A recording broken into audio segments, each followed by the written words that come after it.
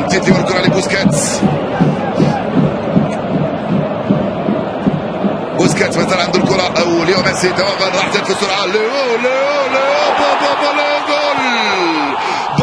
بابا لو من ليو من أروع ما يكون. ليو ميسي استلم قرر تعطى راسه توغل راوغ ثم سدد ثم جول. ليو ميسي هز الشباك عند الدقيقة 24. يا سلام عليك يا ليو. عند الدقيقة 24 يسجل هدفه رقم 22. ليو يفتح. ليو دخل. ليو من هناك لراكيتيش. طبعا نيمار راكيتيش. ليو بابا جول.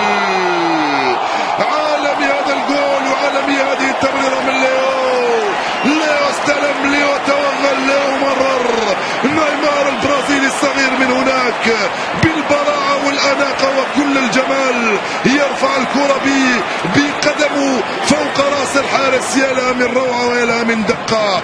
جول من أروع ما يكون من نيمار. تمريرة من أروع ما يكون من ليو ميسي. الكل يستمتع بما يفعله ميسي ونيمار بما في ذلك الصغار في مدرجات الكامب نو والكبار أيضا. أعطونا الإعادة نشوف كيف استلمها ليو. كرة راكيتيتش يجد ليو. نيمار على الجهة اليسرى وصلته من عند ليو. نيمار ليو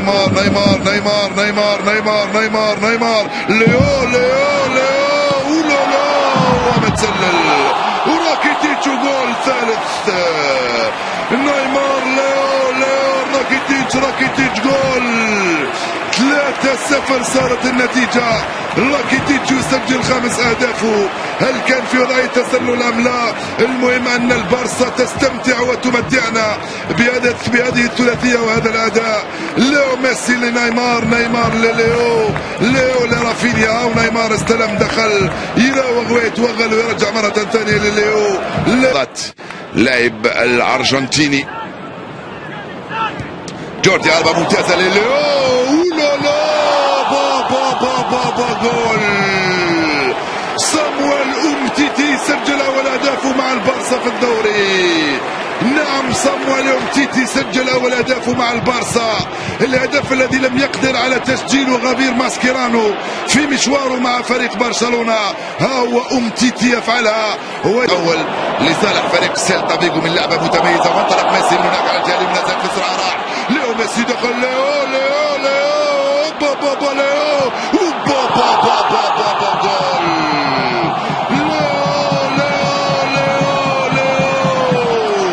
جول من أروع ما يكون من ليو ميسي. لا يفعل هذا الذي شاهدناه سوى ليو بكل الرزانة والدقة اللازمتين والبراعة أيضا. يتوغل ويراوغ ويحطها على يسار الحارس. كل الكامب نيو ميسي